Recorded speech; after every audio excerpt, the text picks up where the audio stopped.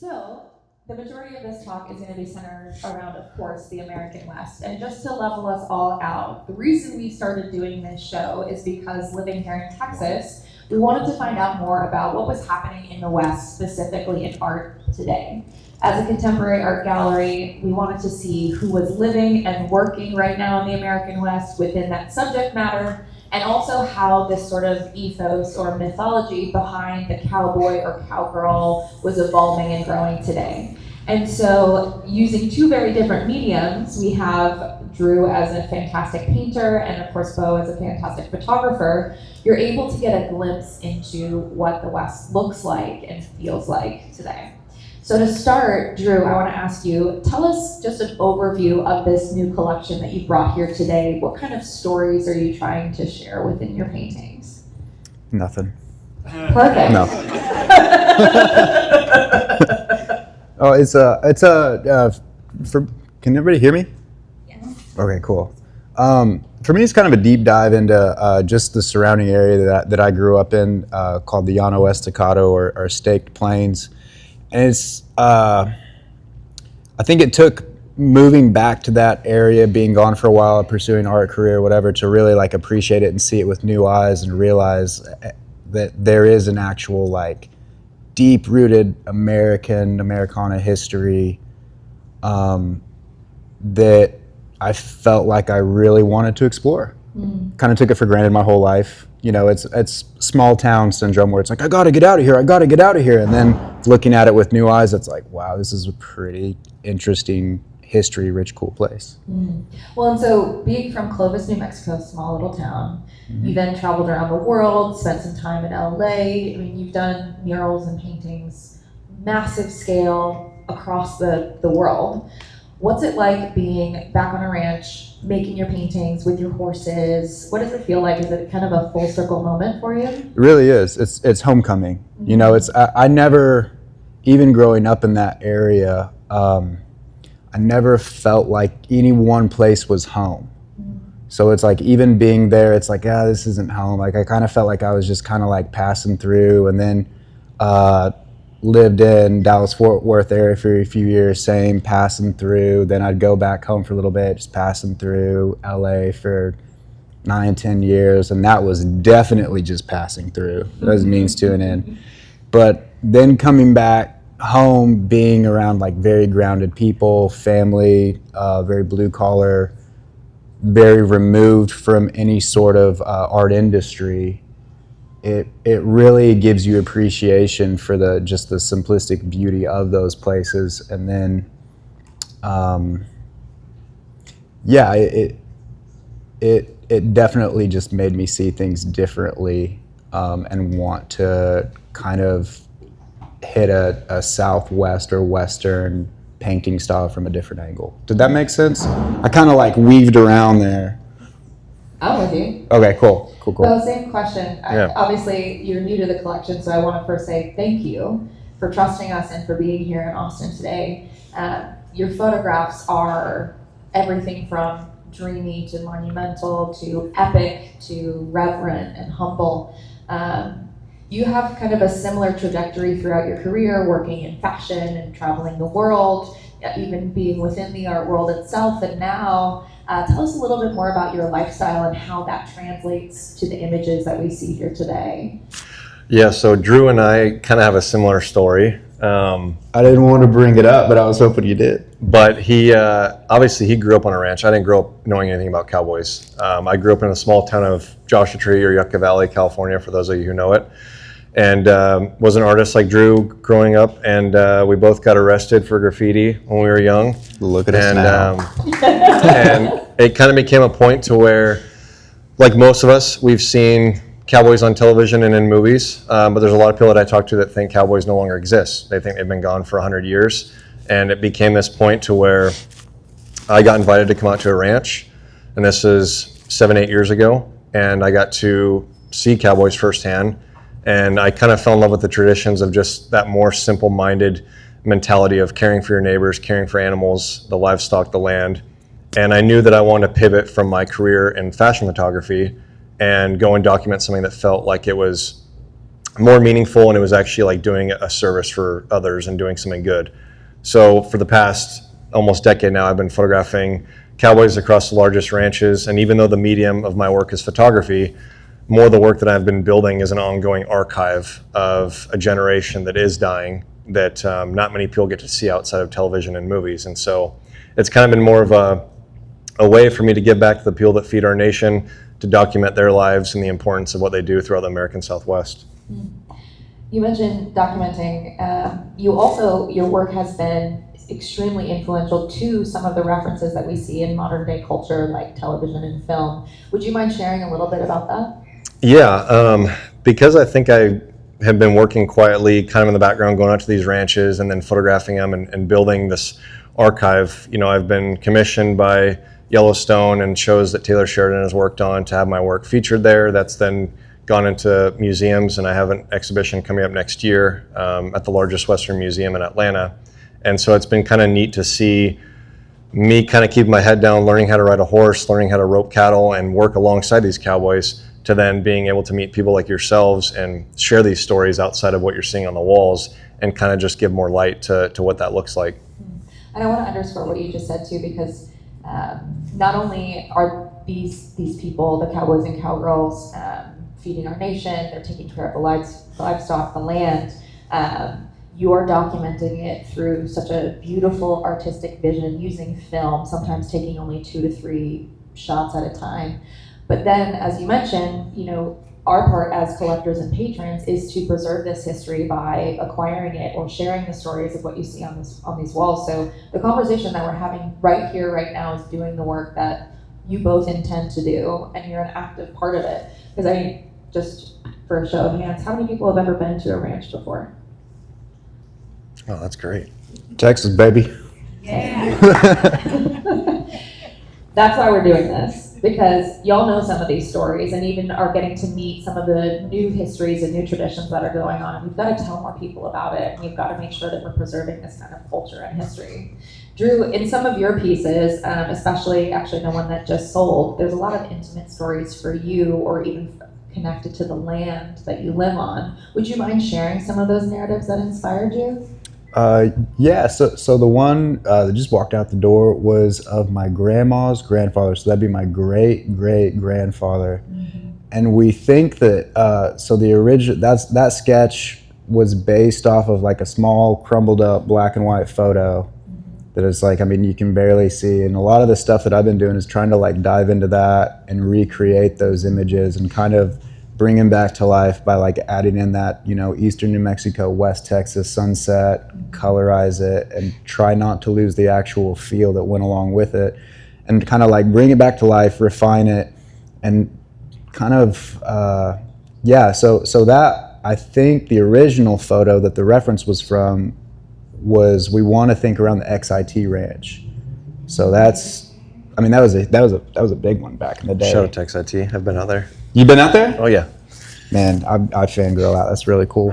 I used to cover 10 counties. That's how big it was. Yeah, it was huge. I had 2 great uncles, and then we think that he was out there at the time that photo was taken. So it's a deep rooted tie to like not only family but also to like Texas, Eastern New Mexico, the land, and like generations on generations and generations that my family's been kind of doing it for forever.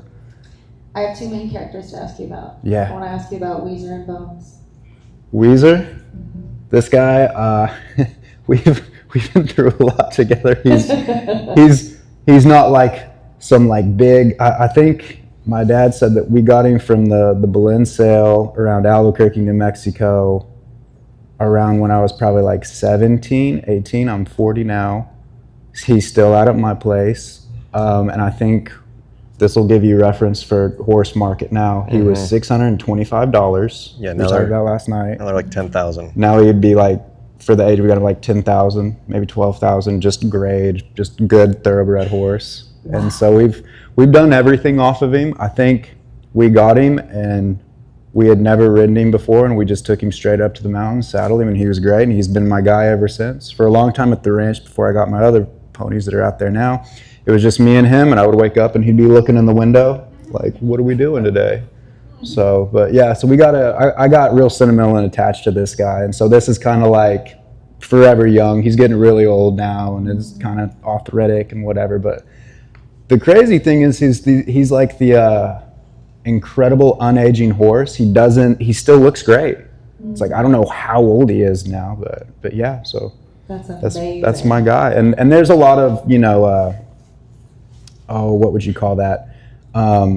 Throughout like stories and histories, there's always like very spiritual meanings behind the black horse, and like it's kind of like a mystical thing. So, but yeah, he's a goofball. So, how did you arrive at this composition? I painted a mural in Miami, and I loved the iconic look at the black horse running, and that it was like this super patinaed wall. And my wife Annabelle actually convinced me. She's like, it needs to be on canvas. Like someone needs this in their home. Someone needs to appreciate this, and it needs to be like a forever thing, because murals, I mean, like there's a time stamp. The Mona Lisa will be forever. They'll restore it. They'll do this. But with murals, it's like with the elements and aging, it's only there for so long. So she convinced me to do it, and so I'm forever grateful to her. I love it. And then the other horse that we see is Bones, yeah? Bones is in a lot of them. Yeah, he's probably got the biggest personality out of him. If you're a true rancher and cowboy, there's always going to be some stigma towards a paint horse. But I'm a painter. And they look wild and cool, man. I can't stand paint horses. Nobody can but me. I was just like, every one of my friends is like, yeah. I heard a good one the other day, which is if the Indians would have rode the buffaloes and ate the paint horses, they would have won every war. And I'm like, come on, man, that's my guy. Yeah. But well, he's been through it too, because I mean, one of the pieces that we have here that's so striking and moving is about part of his journey. Would you mind sharing that story? Yeah, so I got him, he was about 4 years old, and probably a month or two after I got him, it was in the summertime, just as soon as he got snake bit. He got bit by a rattlesnake, so his head blew up, and he's very pale skin, blue eyes, light eyes, so he got sunburnt right away. And then that led to him having cancer in his eye later on, because the sun was so harsh on him, and he wouldn't let anybody get near his face because he was in some pain. So he had got eye cancer, and we've been watching it because it was like, well, maybe it's just a little spot, but it got pretty aggressive, got pretty swollen up. And so we'd been taking him to the vet, and they cut the eye cancer out, and they told us right off the bat, don't have your hopes up. So we've been talking to different cowboy friends and everything, and they're like, no, we know plenty of horses. You cut that eye out, you put a patch on him, he'll be okay. It's kind of like, I don't know, man. But long story short, he's doing great. We got it taken out, and he's full recovery, still one of our best ponies, and he's got the paint personality that I'm sure that you love. Very colorful. He's a brat, but he's part of the family, and he's so that actual painting, that was whenever he had got it taken out, and he's crying blood for a little bit. And so there's a passage in the Bible about the pale-faced horse, and it was kind of like this epic kind of dark, dang, that's pretty metal and scary, but it was the crying of the blood and everything, and I was like, that would be a really cool painting. So I didn't even think about it doing well, selling or whatever. It was oh, this needs to be something. It was a very, very emotional period of time because we didn't know what was going to happen. So that lives in our home.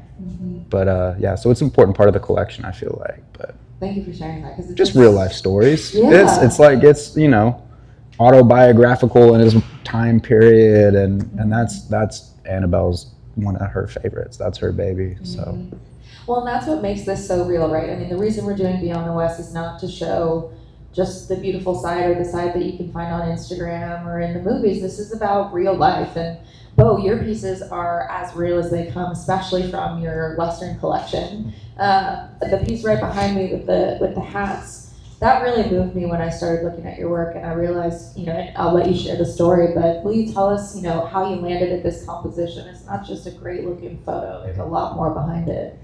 Yeah, so you'll kind of notice, always see the chaps next to it, and when you walk around, you'll see another one that's kind of got more of a black background with kind of more of a profile shot of a horse with the saddle still on it. The hats was the first one I created, and there's a family in Weatherford, Texas that's 6th generation cowboys. There's an old cowboy that I was kind of working with who showed me this.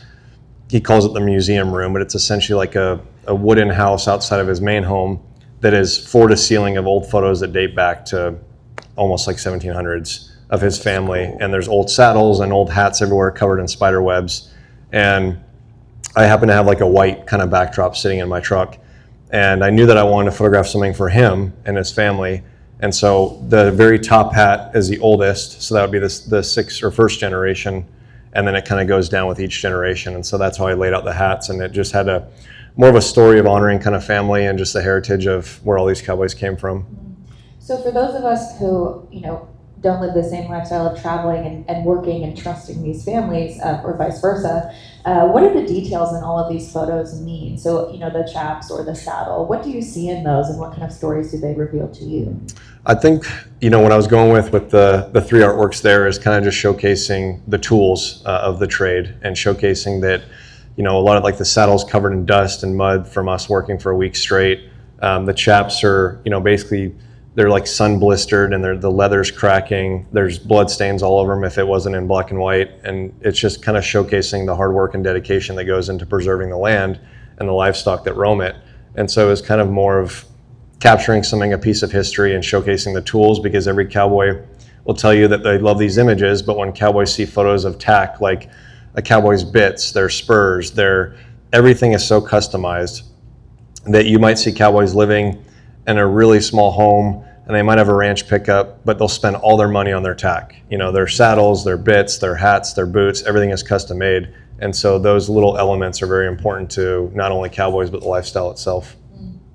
And then in the Americana collection that we have here, a little bit more narrative, sort of scene setting. Tell us a little bit about how you set up some of these photographs, because it's not just, I decided to take this photograph today. There is so much forethought and planning on your end. How do you arrive at some of these images? Yeah, I think everybody in here we have a phone in our pocket. We're all photographers in our own means. And so when it comes to like the Americana collection and some of the ones as you walk through and you see, okay, this looks kind of staged, like he set up something. I wanted to make sure that, first of all, that all the cowboys and cowgirls that were featured are real cowboys, real cowgirls that I've worked with. So I'm kind of honoring them still. I'm not hiring people to play dress up. I might find a location to me that has an Americana feel. So anything that's like from 1970s to 1990s era, old motels, old diners, gas stations, old saloons, all that just has such a nostalgic feel that you see a lot of Hollywood movies kind of using for productions. And because of my past in, early days of photography, wanting to become a filmmaker, it was kind of a nod to cinema and a way to create something that's almost like a Western thing that meets Slim Aarons and has more of that kind of lived in feel. Even though it's staged, it looks like it could be a moment that's preserved in time that's dating back 30, 40 years from now. I want to ask you both about medium too, because obviously it's very particular for both of you. Drew, you're working in mostly oils, and we've got some amazing sketches, either oils and acrylics on paper, canvas, or panel. For those of us who don't know, how long does an oil painting take to dry or to make? Oh man, generally speaking, just like a generic, or not generic, but general timeline of like oil paint, you're supposed to wait like about 3 to 6 months before you even think about putting a sealer or varnish on it. So anything that I'm doing, like traditionally it was like a year of the anniversary that the oil painting was finished that you could seal it. So a lot of these are months deep. Like the TP painting alone, probably like, I was doing some other things in between there, but that one I know was about 3 months. And then that's even before sealing it. So it's like 6 months deep. The portraiture always takes longer. The studies that go into that, there's a few sketches of Cynthia Ann Parker, or there's one sketch of Cynthia Ann Parker. I did a lot, but that one was the most representative of the painting that I ended up on, so I brought that one. But that,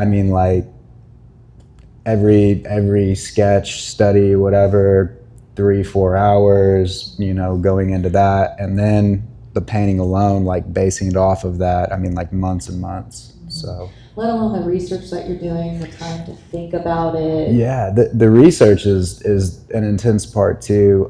There's only everyone that Juana and Cynthia Ann, there's only so many paintings or photos taken of them. So it's like I based those paintings off of about 3 historical photos, different angles, then like came up with the lighting, like all of the things, like played around with it, which ones, like Juana, every photo that I could find of him was outdoors. So it was like every single one, he's like squinting. So I tried to kind of like be like, well, what would happen if he's indoors, because there's no photos of him indoors. So it was like his eyes would be more open, like a little bit wider, like facial structures change whenever your eyes are squinted, like little things like that. So recreating those things and playing into those facial expressions and what you want to say, I mean, like everything's just months, so much time. But having said that, I just thought of this question a minute ago whenever you were talking about documenting the West. So these paintings are based off of a few historical photos, right?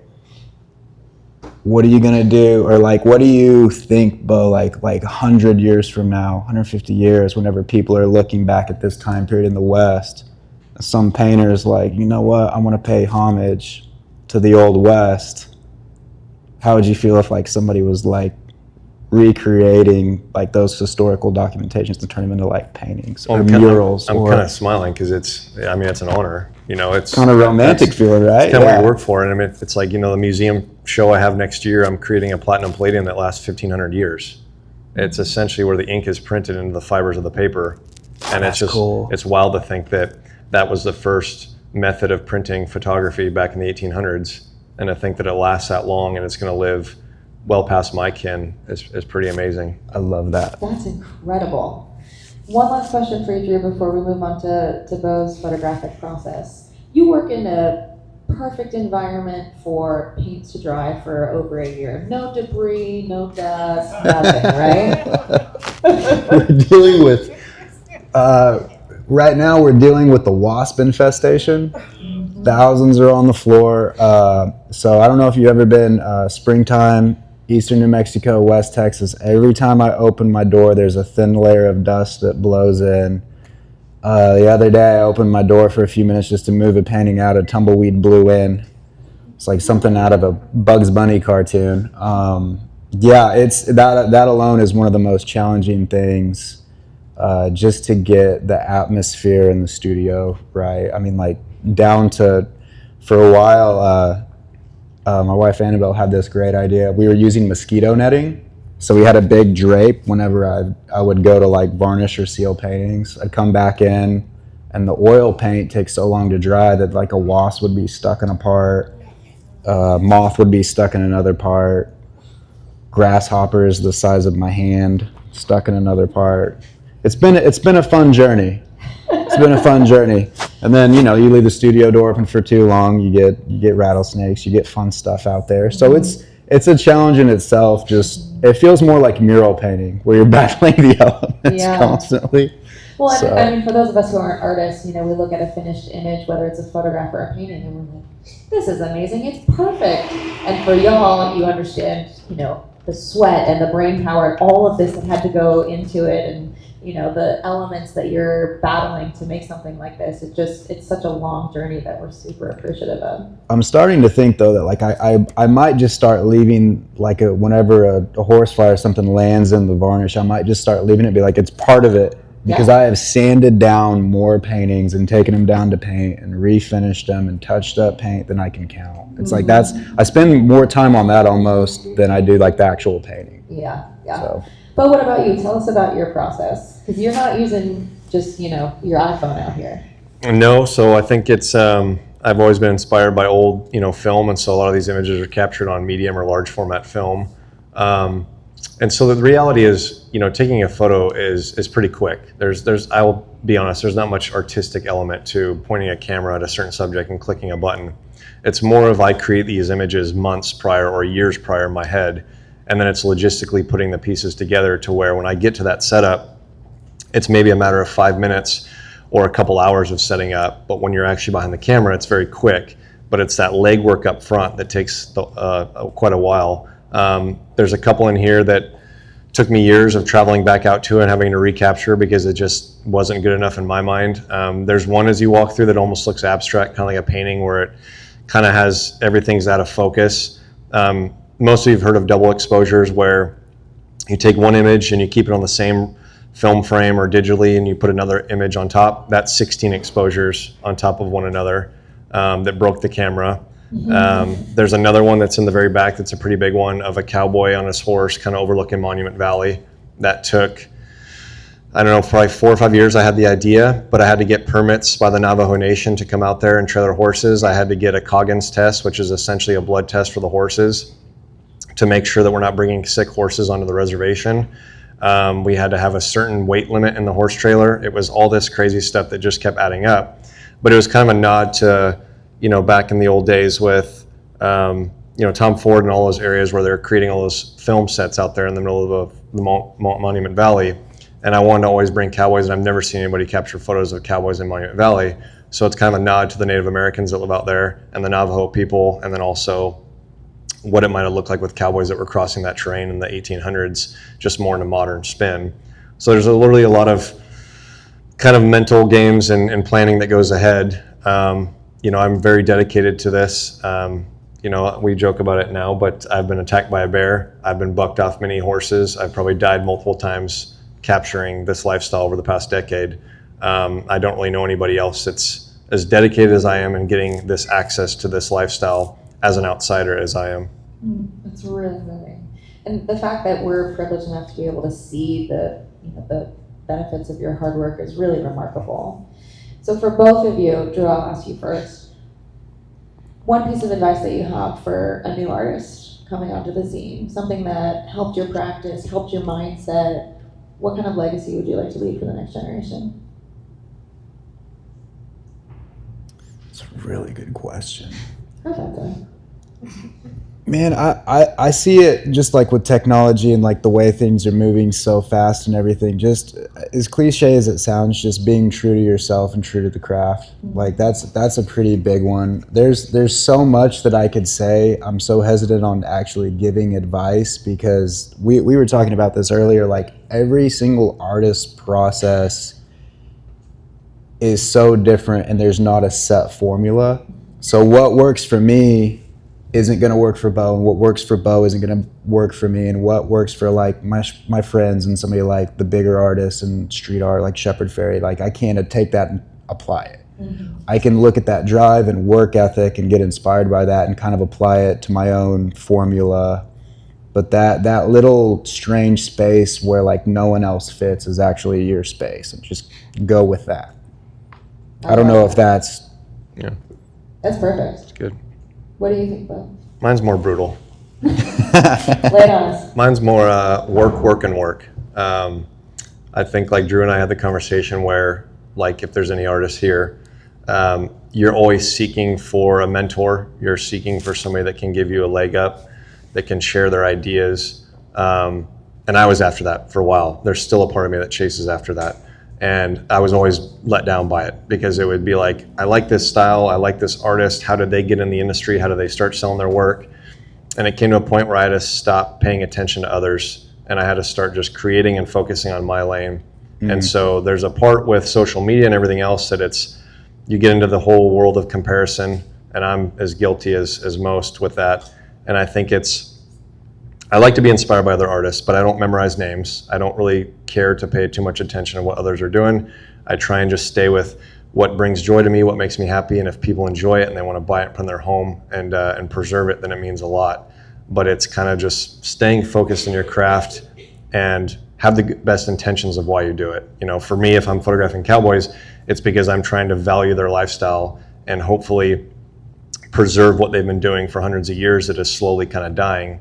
And I think that in our case with the Western genre is it's become such a popular kind of hyped up thing that everyone wants to be a part of, but you have to have, what is the why? Where is your heart in it? What is the motivation? Why do you want to do it? And always have the best intentions with what you do.